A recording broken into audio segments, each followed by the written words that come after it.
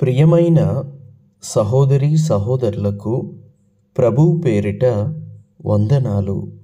మీకు మీ కుటుంబానికి యేసుక్రీస్తు యొద్ద నుండి దీవెనలు ఆశీర్వాదములు మెండుగా కలుగునుగాక.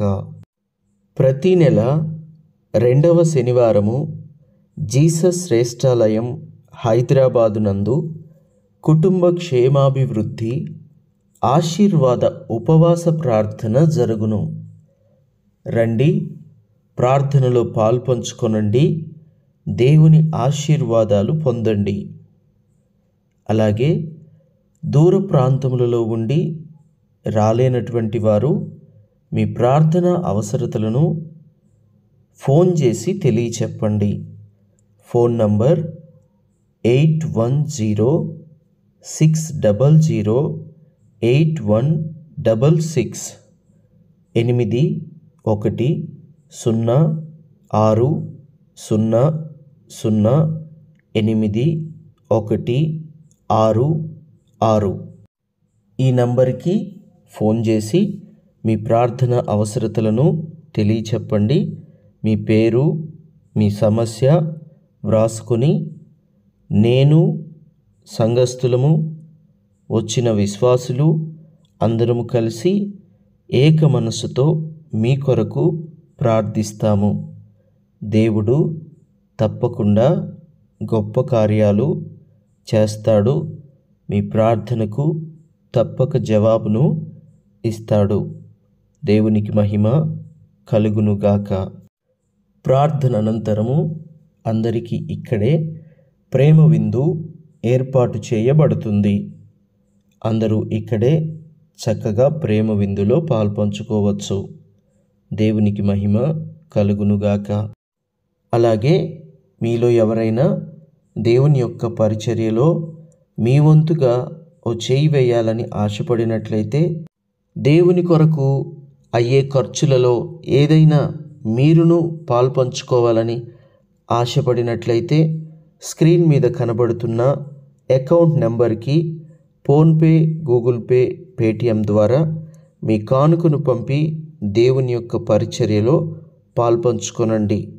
ప్రత్యేకించి ఆ రోజు ప్రేమ విందు ఏర్పాటు చేయబడుతుంది కనుక 10 మంది భోజనం చేస్తారు కనుక అందులో చేయి వేయడము ఎంతైనా ఆశీర్వాదము, ఎంతైనా దీవెన.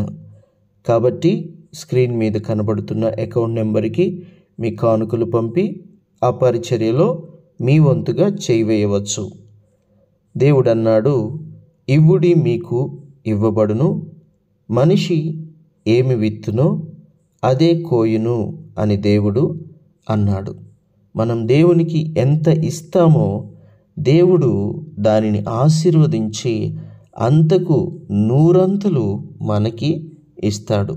దేవునికి మహిమ కలుగునుగాక. యేసుక్రీస్తు యొద్ద నుండి మీకు బంగారు మాట, దేవుని వాగ్దానము. మత్తయి సువార్త 6వ అధ్యాయము 8వ వచనము. మీరు మీ తండ్రిని అడగక మునుపే మీకు అక్కరగా నున్నవేవో ఆయనకు తెలియను. For your father knoweth what things ye have need of before ye ask him. మీరు దేవుణ్ణి అడగక మునుపే, మనము దేవుణ్ణి అడగక మునుపే మనకి ఏవి అవసరముగా ఉన్నవో దేవునికి తెలుసు. తెలిసిన దేవుడు ఏం చేస్తాడు? తప్పకుండా ఇస్తాడు. ఈరోజు నీ అవసరతలన్నీ కూడా ప్రభువుకి తెలుసు. ప్రభువు తప్పకుండా నీ అవసరతలు, నీ అక్కర్లు తీరుస్తాడు. కొన్ని ఆశలు నీకున్నాయి, కొన్ని కోరికలు నీకున్నాయి, కొన్ని అవసరతలు నీకున్నాయి, కొన్ని అక్కరలు నీకున్నాయి. కొన్ని విషయాల నిమిత్తము ఎంతగానో ఎదురు చూస్తున్నావు, కొన్ని విషయాల నిమిత్తము ఎంతగానో ఆలోచిస్తున్నావు. అయితే నీకు ఆ విషయంలో నీ అక్కర ప్రభువుకి తెలుసు, నీ అవసరత ప్రభువుకి తెలుసు. ఖచ్చితంగా నీ అవసరతను ప్రభువు తీరుస్తాడు. దేవునికి మహిమ కలుగునుగాక. ఆయనను అడుగు ప్రతి వానికి ఆయన నిశ్చయముగా దయచేయును అని బైబిల్లో రాయబడి ఉంది కనుక నీవు అడిగినా అడగకపోయినా ప్రభుకైతే తెలుసు. తెలిసిన దేవుడు తప్పకుండా నీ అవసరతను, అక్కరను తీరుస్తాడు. కన్న తల్లిదండ్రులకు తెలుసు కదా తమ పిల్లలకి వస్త్రాలు అవసరము అని, తమ పిల్లలకి చదువు అవసరము అని, తన పిల్లలకి ఆహారము అవసరము అని. ప్రతిసారి తమ పిల్లలు అడిగితేనే తల్లిదండ్రులు వారికి ఆహారం ఇస్తున్నారా? అడిగితేనే వస్త్రాలు కొనిస్తున్నారా? అడిగితేనే అవసరతలన్నీ తీరుస్తున్నారా? లేదు కదా. తల్లిదండ్రులకు తెలుసు. తెలిసే ఒక తల్లి లేక తండ్రి వారి అవసరతలను తీరుస్తూ వస్తుంటారు తల్లి తండ్రి. అయితే ఈ లోకంలో ఉన్న తల్లిదండ్రులను బట్టి దేవునికి స్తోత్రము, మహిమ కలుగునుగాక. అయితే ఇంతకంటే శ్రేష్టమైన తండ్రి మనకున్నాడు. ఆయన ప్రభు అయిన యేసుక్రీస్తు. ఆయన జీవము కలిగిన తండ్రి అయిన ప్రభు అయిన దేవుడు. ఆయన పేరు యెహోవా. కుమారుడైన దేవుడు, పరిశుద్ధాత్మ దేవుడు తప్పకుండా నీ ప్రతి అవసరతను తీరుస్తాడు, నీ అక్కర్లను తీరుస్తాడు. ఎందుకంటే ఆయన శ్రేష్టమైన దేవుడు గనుక. దేవునికి మహిమ కలుగునుగాక.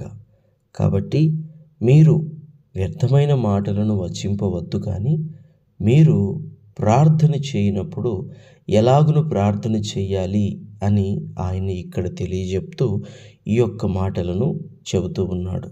ఇదే అధ్యాయము 9వ వచనంలో నుండి. కాబట్టి మీరిలాగు ప్రార్థన చేయుడి. పరలోకమందున్న మా తండ్రి, నీ నామము పరిశుద్ధపరచబడునుగాక, నీ రాజ్యము వచ్చుగాక, నీ చిత్తము పరలోకమందు నెరవేరుచున్నట్లు భూమి అందును నెరవేరునుగాక. మా అనుదిన ఆహారము నేడు మాకు దయచేయుము. మా రుణస్థులను మేము క్షమించియున్న ప్రకారము మా రుణములు క్షమించుము. మమ్మును శోధనలోనికి తేక దుష్టుని నుండి మమ్మును తప్పించుము అని. దేవునికి మహిమ కలుగునుగాక. మనుషుల అపరాధములను మనము క్షమించకపోతే మన అపరాధములు కూడా పరలోకములో ఉన్న తండ్రి క్షమించలేడు గనుక ఎదుటివారు ఎంత అపరాధము చేసినా మనము కూడా క్షమించాలి. దేవునికి మహిమ కలుగునుగాక.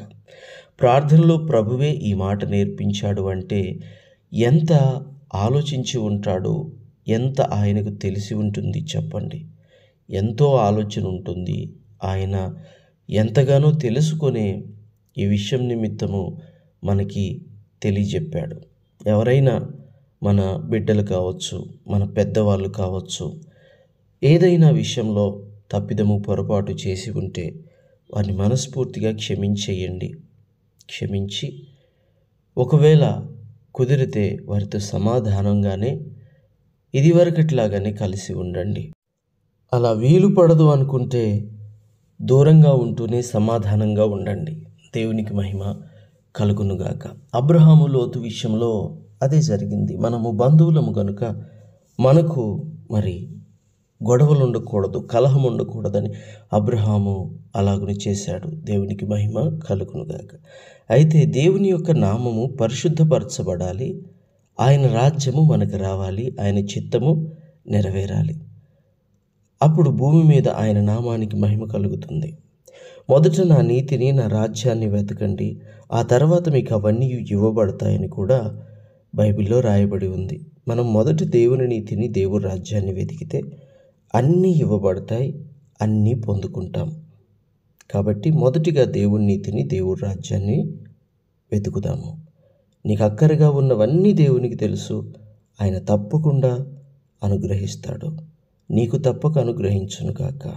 ప్రార్థన. తండ్రి, మీకు వందనాలు, దేవా స్తోత్రాలు. ఈ నీ బిడ్డలు నాయన మరి ఏ అవసరతల్లో ఉన్నారో, ఏ అక్కరలో ఉన్నారో మీరు ఎరిగి ఉన్నారు తండ్రి. వారి అవసరతను, వారి అక్కరను తీర్చి నాయన వారికి సమాధానము కలుగజేయండి. మీ బిడ్డల మీద మీ దక్షిణ హస్తము ఎల్లప్పుడూ ఉంచి ప్రతి విషయంలో సహాయం చేయమని, ఈ రోజంతా నీ బిడ్డలను కాచి కాపాడి విజయము, సంతోషము, సమాధానము, ఆనందముతో నింపుమని యేసుక్రీస్తు శ్రేష్టమైన నామములో ప్రార్థించుచున్నాము తండ్రి. Amen, amen, amen.